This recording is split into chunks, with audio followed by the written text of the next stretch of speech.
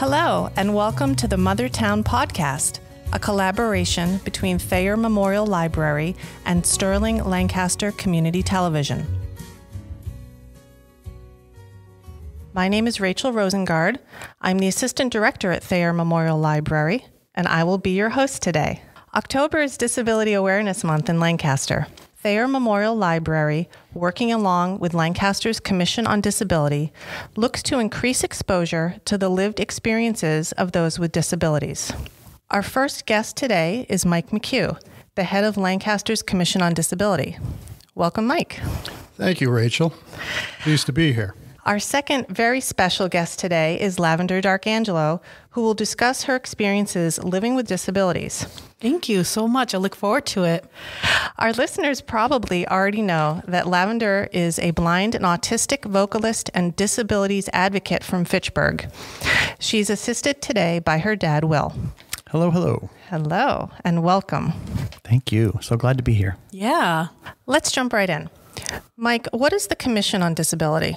Well, the Commission guides the town of Lancaster to comply with state and federal laws on accessibility and to advocate for persons with disabilities in Lancaster.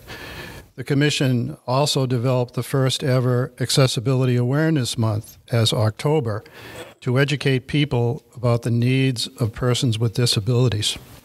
And this year, the Commission chose invisible disabilities as their focus. What is an invisible disability?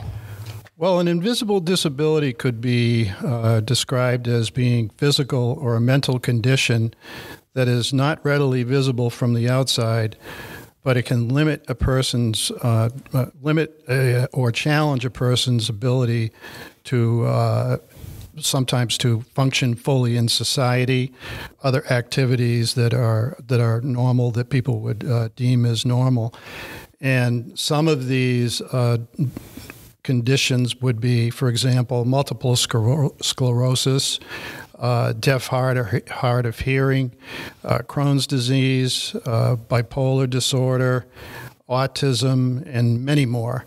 Actually, there are many more invisible disabilities than there are what people would consider conventional disabilities, such as a person in a wheelchair. There are about 2/3 more invisible disabilities than there are with what a conventional disability might be considered. And that's something that a lot of people don't realize. Oh, absolutely. Yeah. And that's one of the reasons why we wanted to make sure that we headlined this particular month, because we hadn't covered it before. Well, actually, we did cover deaf hard of hearing one year, which is an invisible disability. But we wanted to kind of talk about a range of invisible disabilities. So that's why we did that this month. Great. Lavender, let's put you in the spotlight now. Ooh, okay.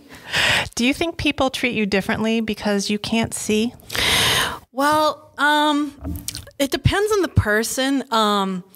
But a lot of times, people think that I can do a lot because they know other blind people can do it. I know a lot of people who, because they know of blind people who cook, they think that I can cook too, or And also there's weird, interesting things that come up too. Like when we're in a restaurant, for instance, one time out of 20 will someone actually look in Lavender's direction to ask her what she'd like to eat. And people are always well-meaning. They're not doing it because they're discriminating against her actively. But it's shocking, actually, the number of times that people will say to me, "What will she have?" And I don't want to be rude. I don't want to and it's very easy to slip into a snarky way of saying, "Why don't you ask her? Because she's a human being too, And that's kind of, on some level, it's hard not to feel that way. But we have to remember that, people who have disabilities are also involuntary educators. I also, when someone does do it correctly, when they do acknowledge me, I actually give them a 25% tip. I usually give 20% tips, but you deserve a 1/4. It's always nice. And we try to let them know, thank you, because that's actually an unusual thing that you just did. In fact, we did it in Cleveland recently. She looked right at her and she took her whole order that way. And we actually gave her 100% tip in that case and took the time to tell her, thank you, for doing that. Because even though people are not, meaning badly when they're doing it wrong. And that's actually a lot of the patience that's kind of required of the disabled community is just interfacing with the non-disabled community who doesn't understand what it is that they're looking at and that they have to be sort of involuntary educators. We talk a lot about that, Lavender and I. It's funny that you also ask about what Dad is saying is answering your question about being being treated differently. Mm-hmm.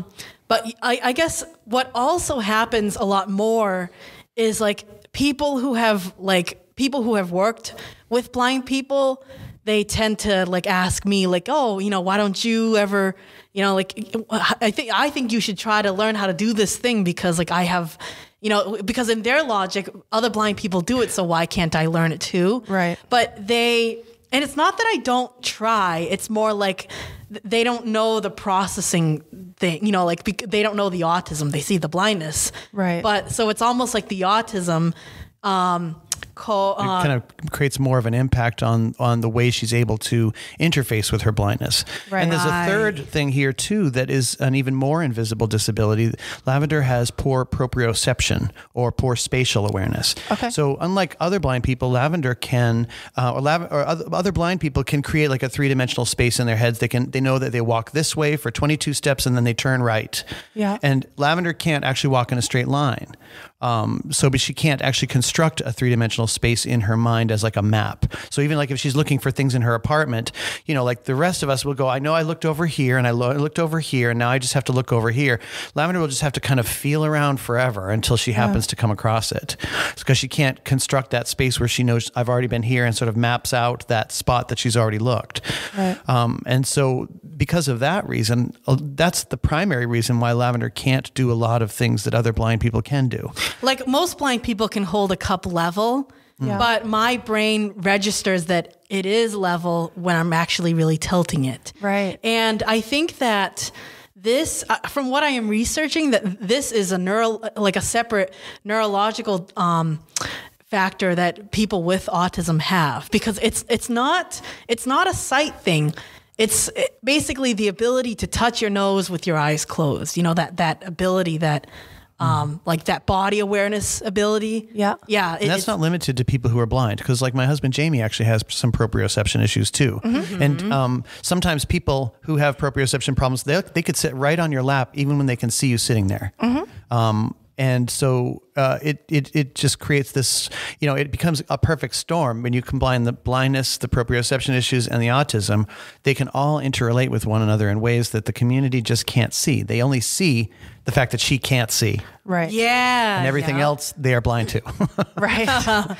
Right. They think the issues are very superficial. Mm-hmm. Yes. She's always treated primarily in school about her blindness with some learning processing challenges, but she never even had her full diagnosis for autism until she was already part of our family. As an adult or close to being an adult. Yeah. I was diagnosed with PDD, NOS, pervasive development disorder, but that was an outdated form of autism. Okay. Mm-hmm. And I have to imagine that it's not unusual for people on the autism spectrum to not be diagnosed or not be fully diagnosed until they are teenagers or even well into adulthood. Mm-hmm. Would you say that's true? Yeah, I think it's true, especially if you have low support needs. Right. Yeah. Right. Which that's actually there's something for the public to learn about that phrase right there, low support needs, because frequently with autism people say high functioning or low functioning. Yep. When the appropriate way to refer to it is high support needs or low support needs, because frequently people can be extremely gifted in one area and completely incapable in another. And how do you define, is that high functioning or low functioning? Because over here they're really high functioning, right, and over here they're really low functioning. So high support and low support. When you're referring to people on the spectrum, as sort of like a public service announcement here, is that's the appropriate way to speak of people on the spectrum, is whether they have a lot of support needs or few.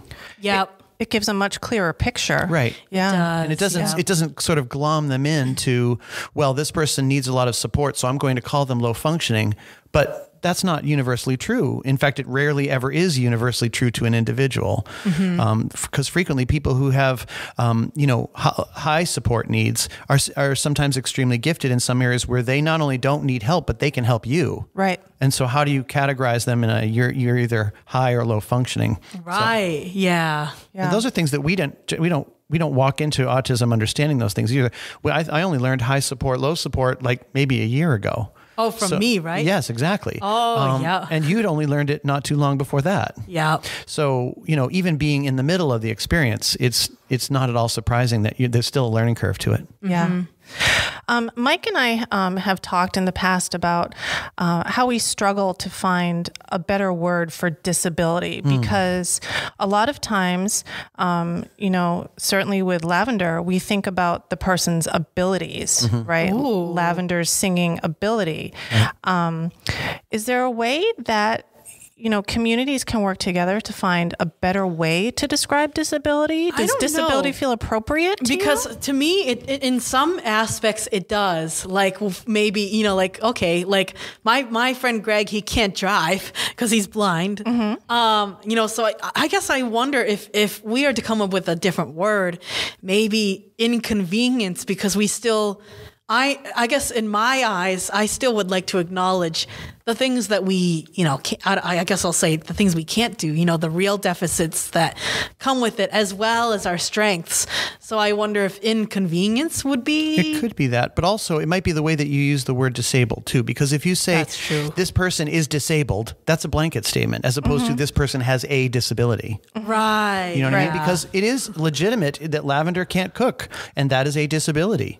It's not a preferred ability level for her in her own life. So I don't think it's inadequate or inappropriate to say that that is a disability, but that to just refer to her as a blanket statement of you are a disabled person, even though sometimes, like at the airport, I will, we'll get into the shorter line because I'll say we have a disabled person with us. Yeah. Right. So, and nobody's necessarily getting mad at me for using that phrase in that sentence.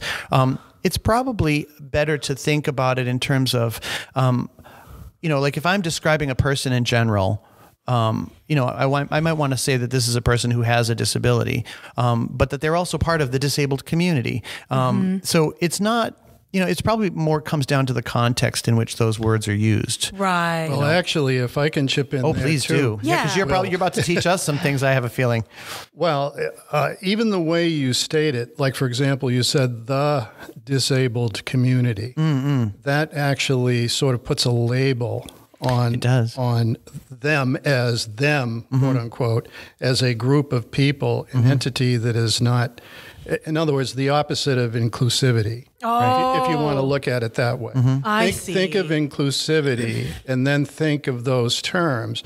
And this is why we are always conditioned in the Commission on Disability to say persons with disabilities. Yes. Now, when you say persons with disabilities, you're respecting the individual and their personhood right there, as an entity and their personhood. Yeah. So you say that this is a better way to do it. And every time I look at that word, and just as Rachel said, every time I look at that word, I keep thinking, we have to banish the DIS in disability. Just banish it, cut it off. Let's take a quick look at this word and find out what's the integrity of this word. Okay, what's bad? Just take out the bad.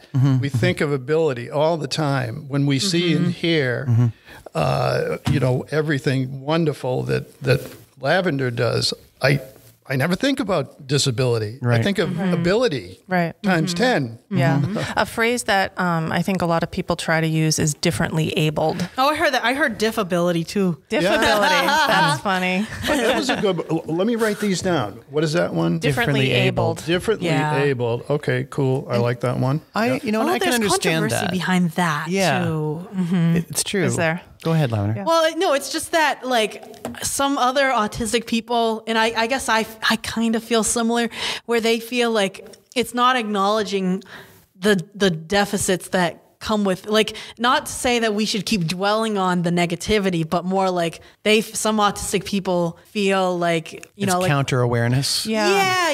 Sometimes we try so hard to lift people up that we forget that they they need a little actually have boost. these challenges that are Right, real. right. Like, oh yeah, this person, they can't drive because they have the processing. Yeah. You know, like they want to still acknowledge that they can't drive. Right. Yeah. Yeah. And sometimes there's like a parallel like that with, in religion, and, my job as a minister, that where people are uncomfortable with the masculine pronoun on God, so they use the female pronoun, which only becomes a distraction for a different reason. Right. Yeah. And there's no gender to it if it exists in the first place. So, it ends up sidestepping the concern. And like to Lavender's point, that they're like, yes, but I actually have these challenges. Right. And I don't want those challenges forgotten because I actually need accommodation. And unless you acknowledge that I have these limitations, then the limitations don't define me, but they are real to me. That's where I have to say I'm sort of on that side of the fence, but that's just me. Like saying person with autism rather than autistic person. Right. Is, although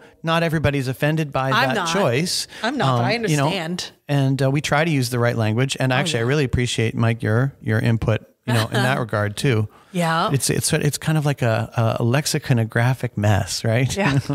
Of good intentions. Right. Lavender, I would like to talk about one of your abilities. Okay. I was surprised to learn recently that a lot of blind people don't read Braille. What? And I think that sighted people assume that everyone who's blind reads Braille. I thought that too, because I grew up in a blindness atmosphere, as in my biological family, I was the fourth blind child. So my brothers and sisters and I all grew up reading Braille. So I figured all blind people knew Braille. So that's surprising to me too. Well, I did know that actually from, our working with Harry over at Audio Journal, that part of the reason, Lavender, why he wants you to, read the Braille monitor is because there's a lot of people who actually can't read that. Right. And that you're kind of special and that they needed people like you to help that out. Yeah, very few of the volunteers at Audio Journal are able to read Braille. Oh, even though, and I'm not the only one who's visually impaired, right? Correct. A lot of the volunteers are visually impaired. Really? Yeah. Oh, I had no idea. In fact, Harry's visually impaired, and right. when he first started at Audio Journal, he had his business cards made up, and I said to him, "Why aren't they in Braille?" And so he had them redone. And does he read Braille? He does not read Braille. Because he has enough vision that he can read. He can read. He needs accommodations, but he can read. Like things, if anything, he could just use his iPhone and have it talk to him. He could. Yeah. Yep. Yeah. Can you imagine why a lot of blind people don't read Braille? Well, I have a lot of blind acquaintances that choose, that learned Braille but choose not to because they are more auditory. So they use JAWS and VoiceOver to do everything. So then they forget. Well, not that they forget, but it's like a preference to them. Like, why should I Braille this? Because JAWS speaks faster than, and I need to do the shopping list real quick. And Something ironic is that actually, despite the fact that Lavender doesn't have vision, she's a visual learner, which means that she needs to see it in Braille in order to memorize things. And so if she's just hearing it auditorily, then she's not, first of all, sometimes the audio is too fast for her to process all the details of it. Right. But that she also doesn't memorize it as well just by hearing it. Just for the record, I am not like most blind people that I know.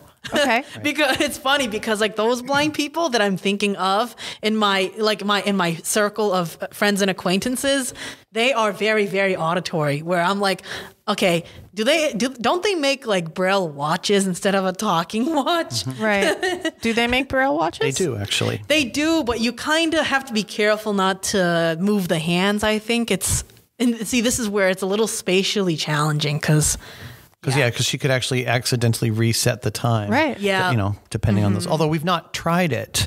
Have you ever tried to have one of those when before? I was a child, but maybe now that I'm older, I don't know. Maybe, yeah. Maybe we'll have to all chip in and get you a new watch for your birthday. Well, thanks to iPhone, she can just ask the phone to tell her what time it is. Yeah. I would love to see that Braille watch. Yeah. Yeah. It's been a long time since I've seen one myself. Oh, yeah. Lavender, can you tell us some more about your autism? In what ways does it impact you? So I want to talk about how how it works against the things that work for the blind. Okay. So, for example, I don't know if you are familiar with movies and television programs that have audio description. Yeah. And it says like Harry is walking down the street. There's a narrator that reads. So for me, audio description not only does it doesn't work because it's the movie is going too fast and there's too much action. Yeah. But so I have this condition that I think it's called auditory processing disorder, and people with autism have this. And it's where if you hear a dog is walking, if the TV says a dog is walking in the street, I hear a dog is walking in the eat. Oh my goodness. And it's not it's not hard of hearing because it's not about turning it up loud to make it louder. It's that there's so much background noise that you can't make out what they're saying. And actually, when I listen to a song, people ask me, do you like the song? And I said, I can't even pick up on the lyrics. I have to Google them. Wow. And so I guess I don't know how to. It's almost impossible to enjoy a movie because I hear a og is walking in the eat from all the action that's going on in the music that drowns out the dialogue. But it's the processing of the processing speed of each scene, and so. It's almost like I'm sort of envious of how other blind people watch TV. And a lot of people think that I don't watch TV because I can't see. And so I try to explain to them, no, because like there's this thing called audio description that. But you should tell them about how Brian helps you watch movies, though. Brian, your boyfriend. He's very, very accommodating. Lavender. He's actually, not to brag, but he's one of the first people who has figured it out. Yeah. And so what he does is after each sentence, he'll pause and tell me, they just said a dog is walking in the street. And then he'll hit play again. And then he'll pause and he'll explain to me what something means and whatever. And he spends 6 hours with me explaining a 2-hour movie. Wow. How does that make you feel that he does that? He's a keeper. Yeah. And he even rewinds. Rewinds too. He rewinds. Yeah. I don't know if it's if I know that some of this is the autism, but I'm noticing that a lot of movies, they do kind of mumble a bit. There is a mumbling. Yeah, and people have noticed that too. That's why there's been a prevalence or an increase in the use of subtitles. Because sometimes the sound equipment it's a nice broad range on the equipment, but we don't listen to it on a broad range. Right. And so I always watch things with subtitles for that very reason. I often do too as well. It's funny. Yeah, they don't enunciate anymore. Yeah. They really don't. And I went to acting school, and I was a professional actor for a long time. So I pride myself on, and I'm a public speaker as a minister as well, and I pride myself on being able to speak clearly so that everybody understands what it is that I'm saying. And so it's kind of a bummer to see that the craft of acting has kind of slid in that regard. Right. And it's sort of like the removal of a handicap ramp of understanding for people who want to actually enjoy these things. Lavender's brain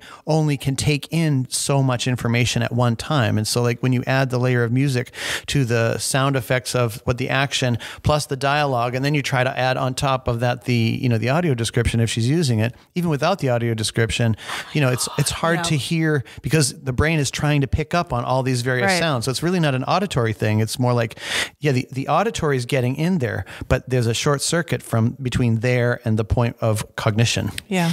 Something I would like to speak, or I don't know who to turn to, but I would love to ask about Braille subtitles. All of the blindness groups that I've asked this question about, they don't know what I'm talking about. Really? Yeah, they don't really answer my question. Yeah. I've never heard of Braille subtitles. What? And maybe somebody out there who's listening will have that answer. I hope that's my hope.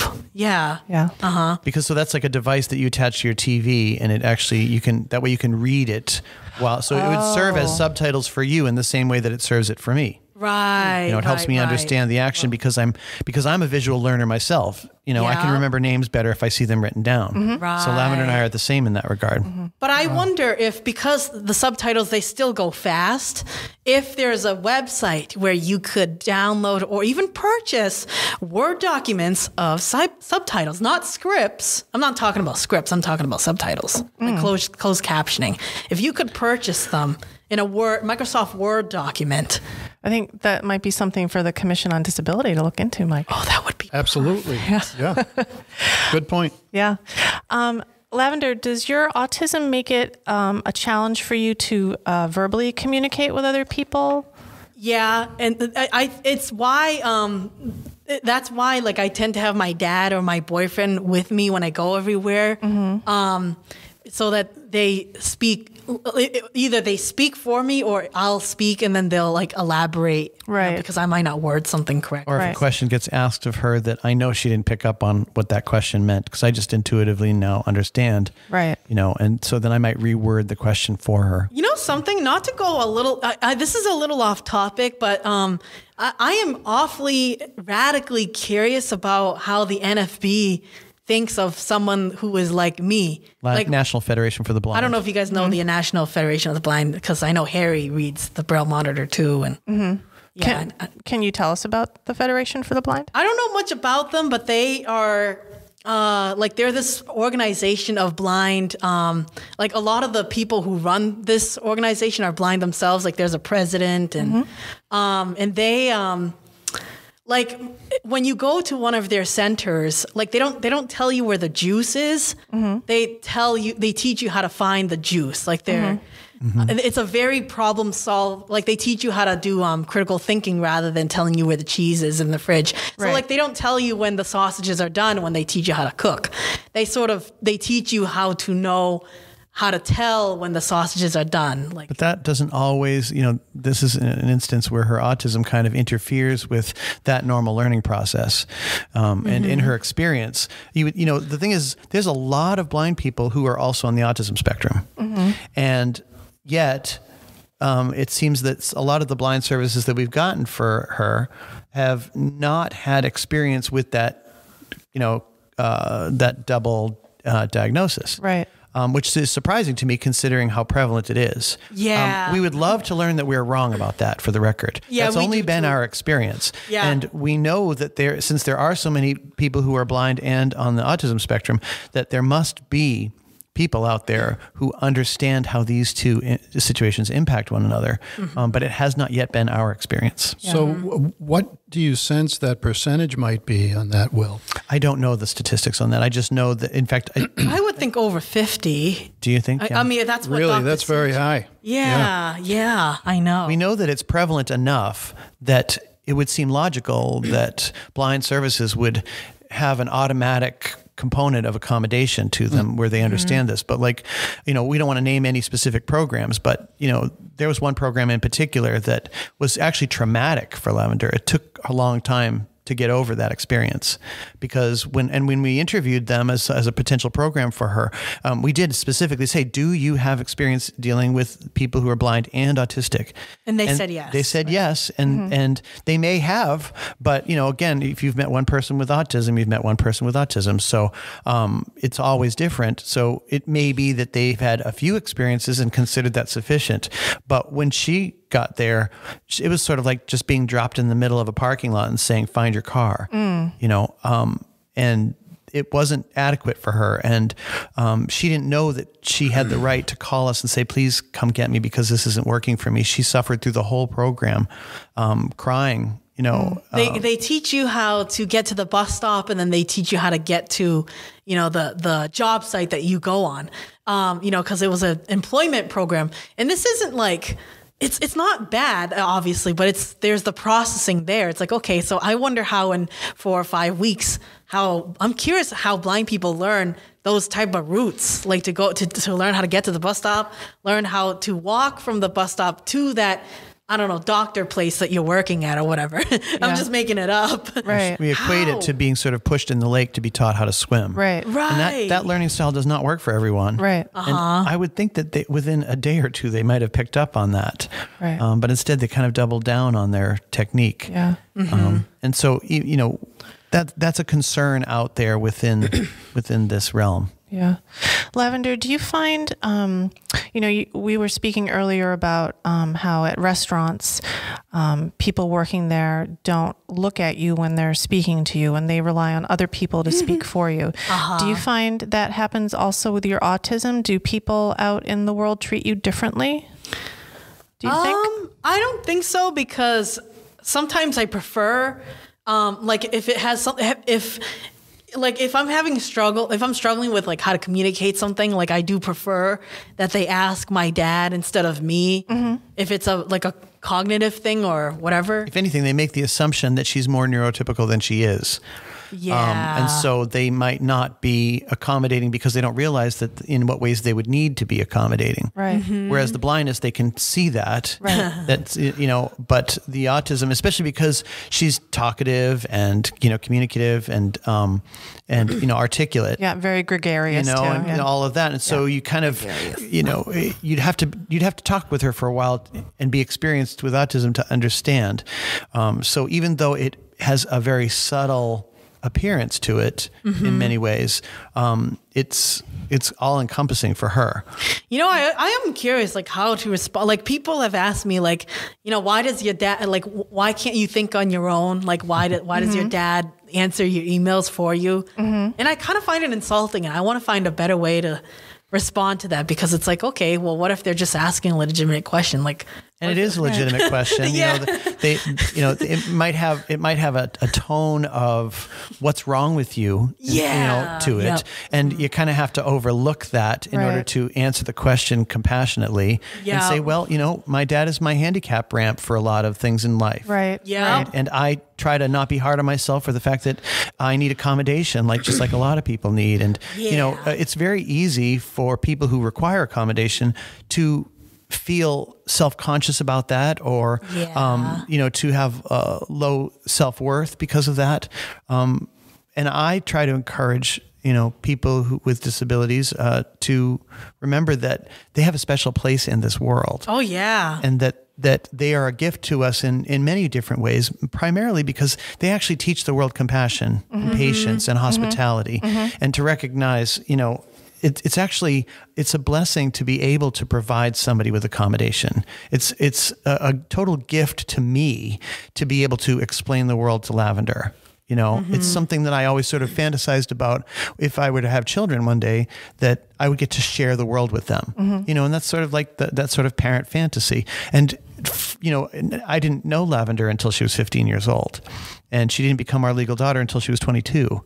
And so, in a sense, all that part that I missed out on in the childhood of a person, I'm sort of having that now with her. And I try to explain to people, take this on as a gift. When you actually are offering an arm to someone to help guide them through an environment because they can't see it, that's a gift to you and them. Oh, yeah. And to live in that space of compassion is actually to make your heart larger. Yeah. Yeah, that's a beautiful perspective. It really is. Yeah. I have a question about something, and I don't know if it has anything to do with what we're just talking about. But so in the beginning of the podcast, I had shared that, there's a third thing going on called proprioception, where I don't know where my body is. Right. And I would like to ask a question about, so blind people, typically they use an app called Seeing AI, and my best friend who's blind, he uses this. He lives alone, and you take a picture of a product or a piece of mail that you got, and it scans and reads the mail, or it tells you whether or not that's salt or pepper. And I with the body awareness issues, I am wondering if there is an alternative, like a different scanning mechanism that does not require the dexterity. Yeah, she has to be able to hold it to the camera well. Right. And understand where the camera is relative to the object. And because of the proprioception issues, she can't hold it in the right angle or even understand that it's not at the right angle. Right. Even sighted people struggle with that sometimes. Well, that's true. I know I do. That is true. So Lavender can't be the only person who has this issue. So we are assuming that somebody else has, potentially cracked the code on that type of thing. So we would love to hear it if and is anybody, working on developing it. Right. Yeah. And if you want to practice it on Lavender, then we're here. Right. Yeah. Right. Yeah. She'll gladly be a guinea pig for an app that helps figure these things out. Well, I am not so much I'm sort of shifting away from the camera and more so thinking about like this little base thing that you put the seltzer on top of, and so that way you're not really. You don't. It doesn't matter if you're spatially challenged. It doesn't matter that you have a hard time with coordination. Blah blah blah. It just reads the seltzer, or it tells you that it's root beer, or whatever. Well, maybe somebody listening out there will get cracking on inventing. I know such a thing. it has nothing to do with what we're just talking about, but it does, though. I hope that somebody who's listening has an idea. Yeah, you might be sparking some big imaginations right now. Yeah, this which is awesome. suggestion box is really filling up here. it's I think that's great. Huh? We've never Good had stuff. actually an interview before where we were like, so can anybody solve this problem before? Yeah. Something that I am really enjoying for this time with you guys is that Lavender and Will, the two of you are like a team sport unto yourselves, right? You know, Lavender's setting up the shot, and then Will comes in with the assist. It's almost like a really lovely choreography. Oh, that's that the two of you have. We have developed a very specific rapport in that regard. Oh, thank you. Thank you. I find it enjoyable too. I'm glad that you feel that way. Yeah. We're like two peas in a pod. Yeah.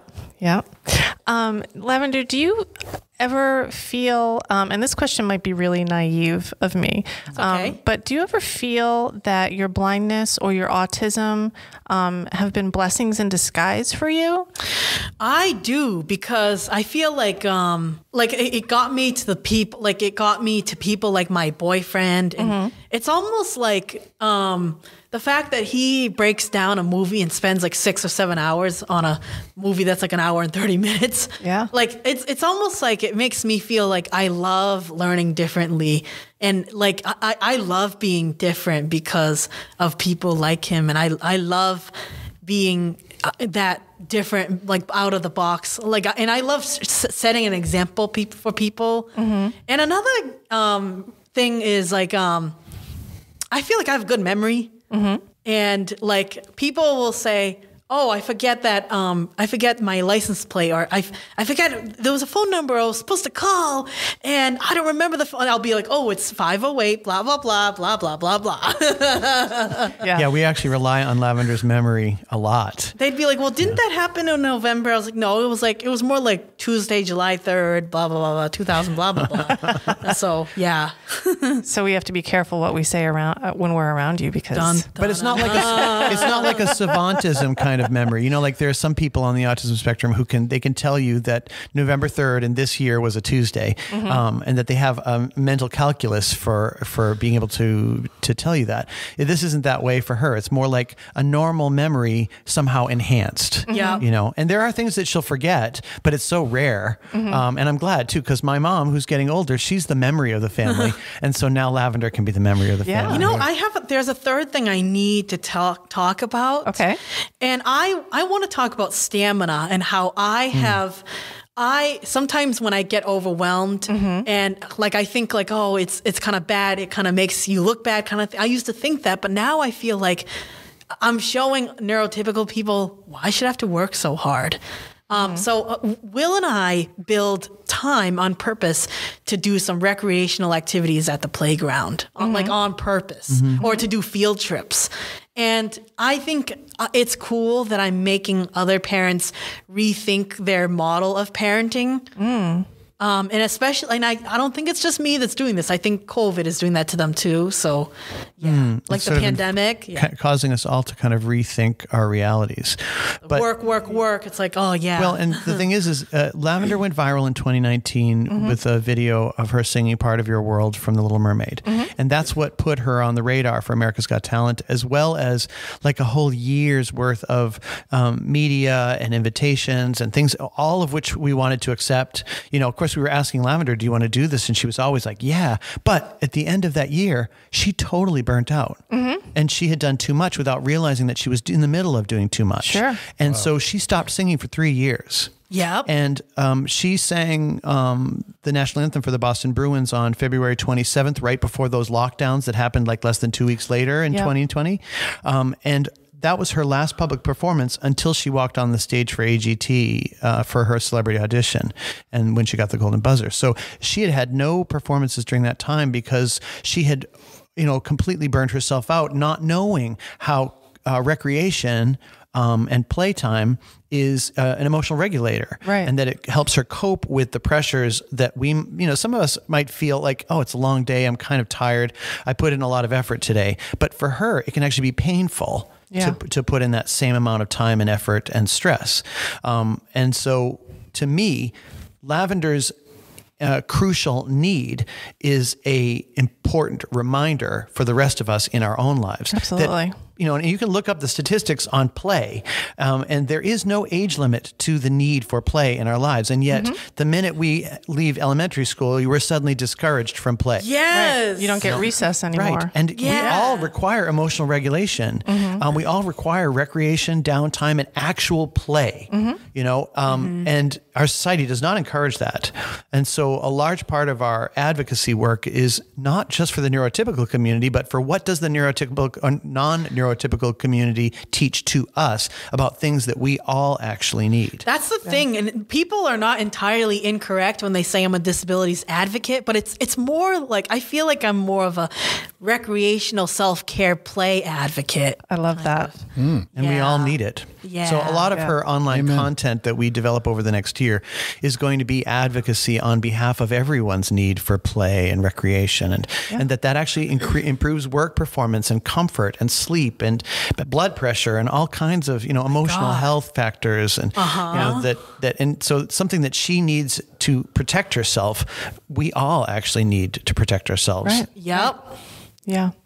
Lavender, I'm sure that there are a lot of people listening to this podcast because they have come to love you from your time on America's Got Talent. But they may not realize that you have been a local celebrity for a long time. Oh, tell us what is it like for you singing in front of a crowd of people? Well, it's very exhilarating, and it's cool. I feel like the bigger the audience, the more exhilarating it is. Yeah. And I don't get nervous. Oh, I almost said I don't get excited. I don't get nervous. You don't get nervous at all? No. Not to perform, no. Not to Beautiful. perform. That's If great. anything, she's nervous about the implications of the performance. Like Lavender can't really handle a meet and greet. And so people have that expectation. And so the performance is the fun part. But like how much attention she gets because of the performance or the style in which that attention is presented. FATV just did this, feature on our family on the Barbara and You show. We just taped it at Fitchburg State University on Saturday, and they were very concerned about what can she tolerate as far as people being there and what not to do. And so what they decided to do is they would do it on a stage. So there was like a fourth wall. And then at the end of the taping, they closed the curtain. So that it sort of create a bit of a barrier to people's impulse to want to kind of then come up on stage saying hi.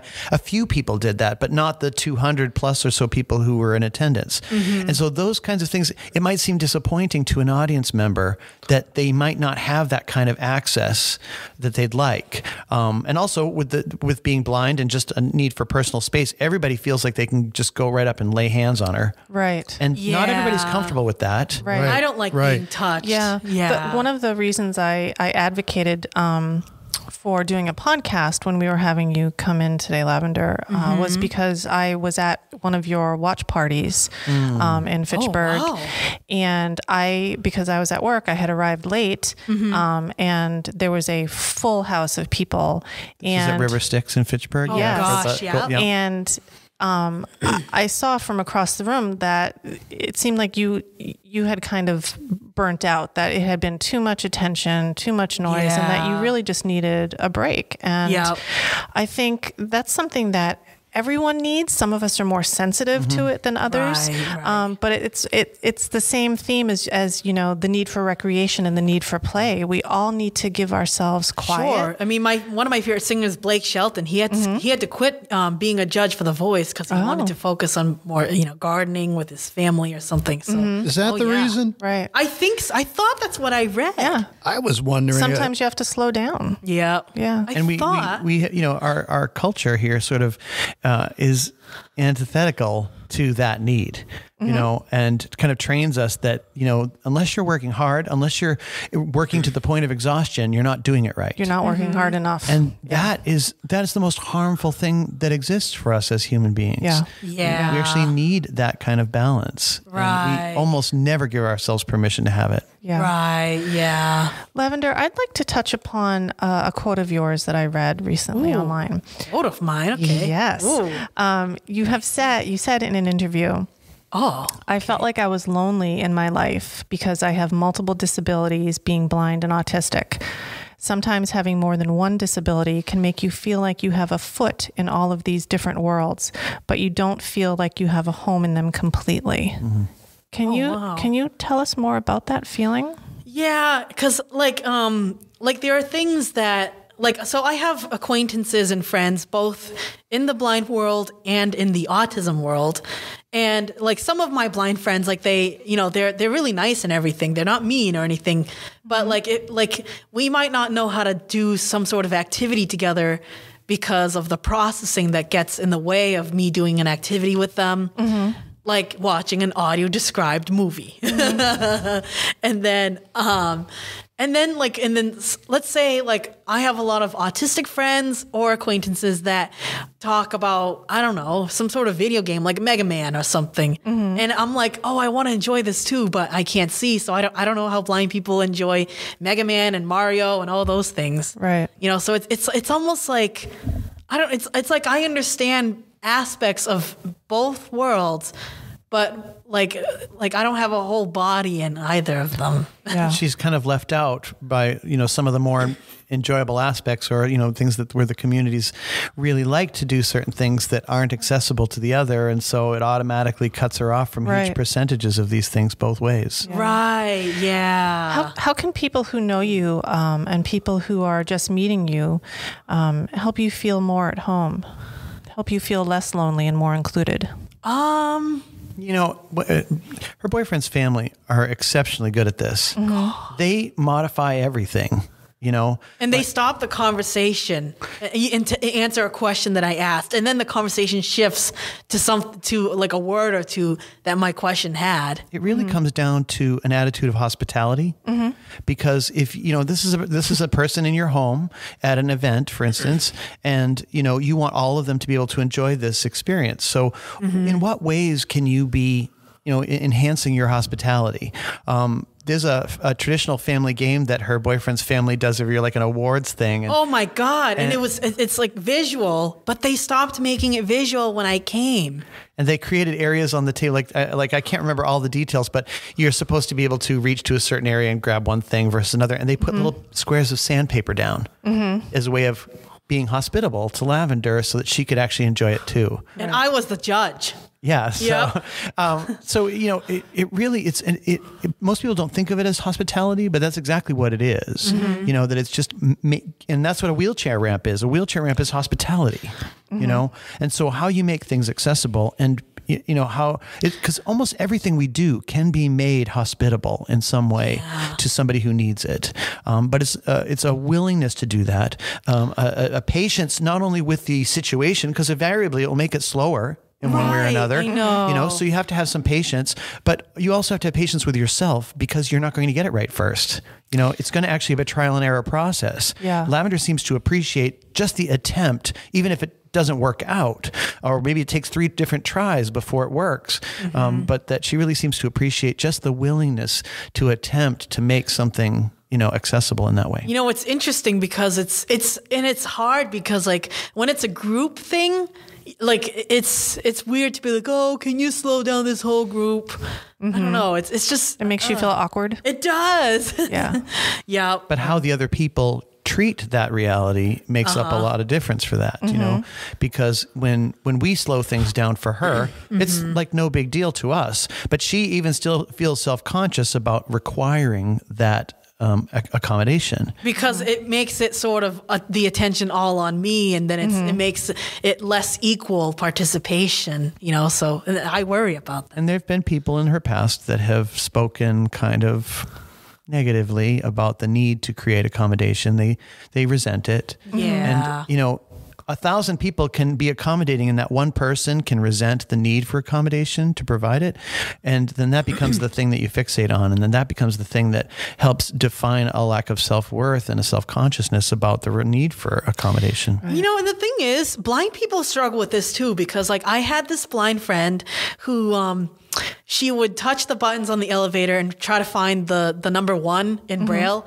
And she wouldn't touch it all the way because she's busy rushing because there's other people in the elevator. And she doesn't want to, she's like, well, and people, like the staff at this program that we were in, they were like, excuse me, Nancy or whatever her name, let's say her name's Nancy. Nancy, don't you think you should be taking your time in the elevator to find the word main or 1? She's like, no, well, don't you think it's also real that I don't want to hold people up? Because holding people up is a real thing. It's true. Yeah. But Right, that's but part you of the know, hospitality. I think in that case, somebody should just say, everyone, stop, breathe. right. Find your button, Nancy. There are more, believe me, there are more important things in the world. And one of them is take your time, find your button. Yeah. Yeah. In fact, you should put that on a bumper sticker. Take your time. Take your time. That's the thing. I not to talk down on myself, but I don't want to hold people up either. And I do this at the time at the grocery store when I'm putting away my cash. Like I'm so busy folding them because I fold my money differently. Like the 5s, I fold a certain way, and I find myself like taking like an extra long time if I've gotten like $7 change and folding the 5 a certain way and the 2 1s a certain way. Right. And it's like, I haven't really developed a system. And so it's almost like I have no choice, but I'm holding people up. But it's a real thing because It's probably okay to just sort of shout out to the air, thanks for your patience, everyone. And just, I want to reassure you, Lavender, that we all feel the stress of putting our change away when we're in line at the grocery God forbid store. I delay somebody at a green light for 2 seconds, you know. Yeah. I just take my cash and just shove it in my pocket. So because I have that same concern. know. Oh no, I'm taking an extra 10 seconds. People won't like me. That's why I don't think it's purely a disability thing to feel like, oh, I'm slowing things down. I think that's in everybody. But they can also use you as sort of like an example of why maybe they shouldn't feel so self-conscious about the fact that it takes a couple minutes for them to put their money away too. Like, well, you know, like I have no problem being accommodating of someone else, but I feel like I can't accommodate myself. You know, and so that's a reminder for all of us to actually be a little bit more patient with ourselves too, and the things that we just all need in life. I just wonder, you know what, if there's Lavender, a after I heard what you just said there, you know, with folding, this is something that I would never think of, right? This is like, okay, I get it. You know, hearing this, well, how are you going to find your money, right? Yeah. So I always get concerned when I want to order my bills from small to large when I'm putting them away. Yeah. I mean, that's sort of one of my anal little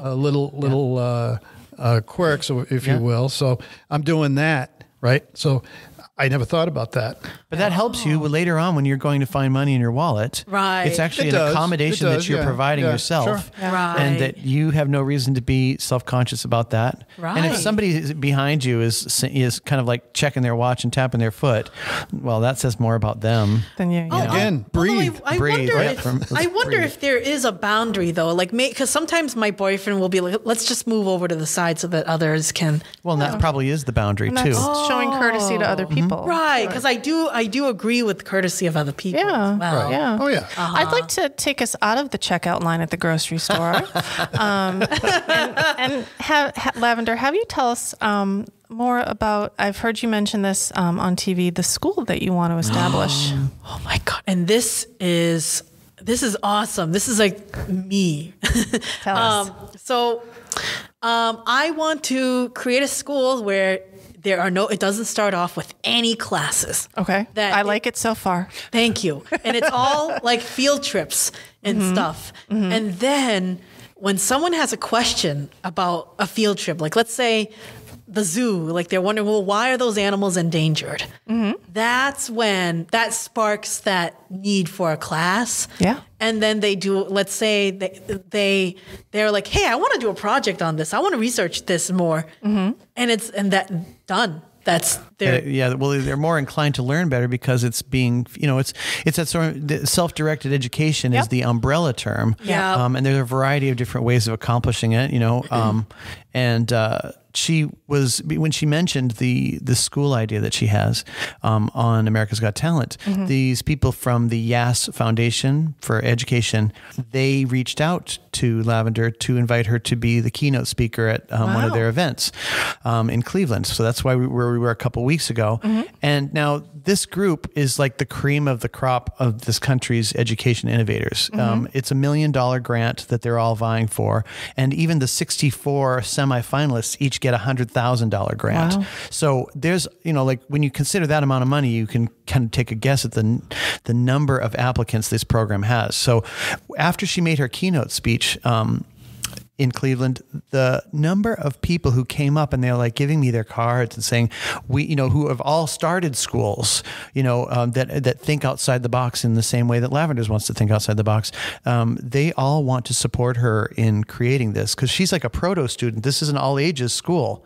So it would have continuing ed beyond accreditation through high school. And so she wants to be a student at her own school, which they find like remarkable. It's usually an educator that creates things for students. And here's a student wanting to create this for other students as well as herself. But I get the sense, Lavender, that you love learning. I do. And I love it when nobody tells me to do it. And you have a lot of curiosity. And the other factor like that we need to talk about as well about my school is that behavior is communication. So when a kid or when a student is like behaving a certain way or not being compliant or whatever, let's say if I throw a ball across the room for whatever reason, like you ask me, okay, what's going on, Lavender? Like if I'm hitting my head against the wall, what's going on? Like, what are you trying to communicate? Yeah. But making the assumption that something is being said. Yeah. And that would be an overarching thing. And we're happy to actually announce as far as, because this is a Lancaster thing, is she's actually going to start the school here in Lancaster. Amazing. Oh, great. Yeah, at the First Church here. So fantastic. Yeah. So we're really happy, and she's really, looking forward to the environment around here and being able to offer a lot of experiential things that are right here in this community. Yeah. Yeah. If you could try to explain like why I'm calling it the Hill School. Oh yeah. Well, she plans on naming it the Hill School. Not only because of the metaphor of when you can see, from a distance on the top of a hill, but also because the aid that she had through middle school and high school, as much as she tried to be a loving person and had helped Lavender in a lot of ways, she also didn't know how to do it right. Didn't really know how to accommodate her to the degree that she needed. And so Lavender kind of learned a lot about what she wants from education by what she wasn't able to get. So she wants to name this school for this woman because she did really, in a very literal way, inspire the idea of it, largely by things that she wasn't able to provide for Lavender. She was good with, she read things to me orally. We did tests and quizzes orally, and she brailled all my worksheets. And then, for the worksheets that couldn't be brailled that day, she and I ended up doing it orally. So she was good with, teaching, helping a blind student and stuff like that. And it's not that she wasn't good, but she wasn't, maybe there was a gap when it came to, the processing and the language to ask. So you'll often name a school for somebody who did everything right. Yep. But a large part of what Lavender learned about what she really needs came from when somebody wasn't doing it right. Right. So naming it for this woman is both, a metaphoric act, but also an act of forgiveness and compassion. And that this woman did teach her things, even by not always being able to do it right. Yeah. Right. Yeah. What kind of advice, Lavender, would you give to those of us who have people in our lives with disabilities like autism and blindness? People who want to do well, but maybe aren't quite getting it right. Advice. I'd say be patient with yourself for one. Yeah. Because you deserve the accommodations you're entitled to. Right. And that you actually are just as much a provider of compassion and grace to the world as a desire to receive it. Right. Yeah. It's hard though. Lavender and I talk a lot about how it's her role to be a teacher, whether she wants to be or not. Yeah. And kind of like leaning into that role and recognizing that that's a reality. I guess an advice that I would give too is, try not to look at things at face value, just because, here we're talking about invisible disabilities here, because a lot of the times people have thought, oh, she's not trying, I'm lazy or something, or I just don't want to do it, or I just get frustrated, so I just don't want to do it.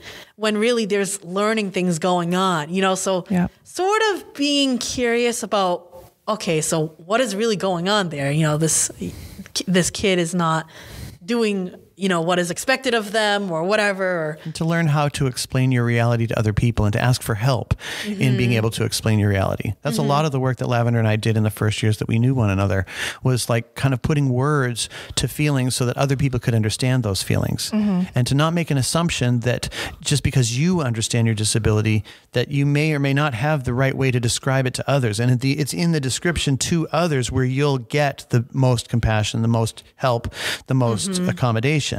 And so having the skill set of being able to accurately describe your experience to other people, and that might not be something you can do by yourself, that you might actually need professionals around you and say, look, I don't know how to describe me to other people. I don't know how to, I don't know how to explain myself to even me. Can somebody please help me so that I can explain my experience to others? Because that's sort of like the key. That's the doorway into not only getting the accommodations you need, but to building community around you. It's such a universal thing. We all need to learn how to express what we need. And to help other people understand how they can help us. And that's kind of how my school is going to function, is that it's not just going to be teaching kids stuff or teaching students the knowledge. We're also going to ask students questions about them. Emotional intelligence. Yeah. So when you're asked about yourself, you're able to begin the articulation process. Frequently, like I know this from religion, when I say, so what do you believe in? Or what do you think happens when you die? And they're like, I don't know. No one has ever asked me that before. Yeah. And I'm thinking, okay, well, I'm asking you now, so let's practice those words. Yeah. And so the same would be true for any of our experiences. Yeah. Oh, yeah. Self-understanding. Yeah. Well, a little bit earlier, you mentioned a key word, and that's assumption, in my opinion. And this relates to invisible disabilities. Yes. So here's a scenario. We could all probably get this good visual, right?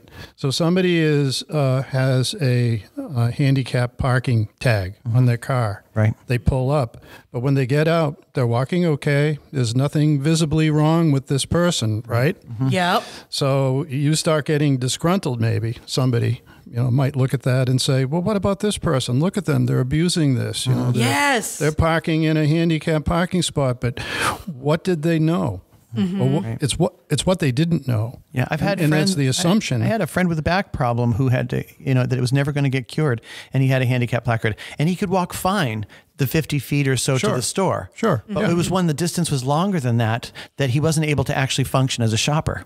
Right. But it's very easy to make that assumption. But you make that assumption, right. and that's back to the assumption. And so much of this is one of the key reasons why we wanted to kind of fixate on this October on invisible disabilities, because people assume that person doesn't have a disability, but they do have a disability. When somebody's looking at Lavender singing on stage and it's incredible, and listening to her and watch her perform and everything, she has a disability? No.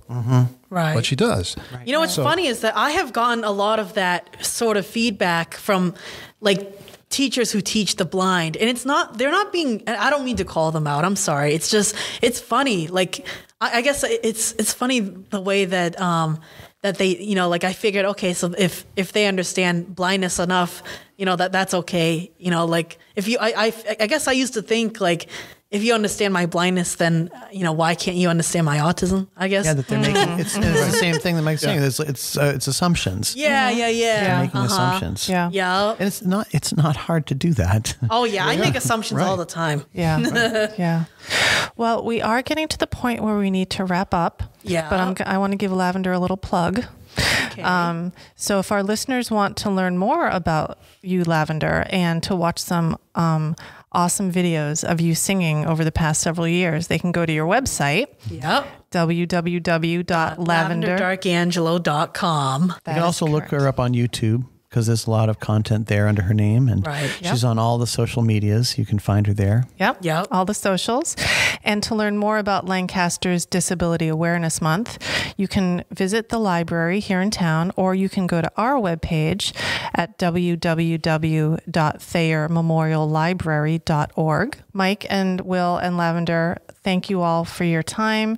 Lavender, our pleasure. You are an absolute ray of sunshine. It has been a delight speaking with you and getting to know you a little bit. Thank you so much for coming in. Thank you so much. My name is Rachel. I am the Assistant Director at Thayer Memorial Library, and we thank you all for joining us here at the Mothertown Podcast. Thanks for listening.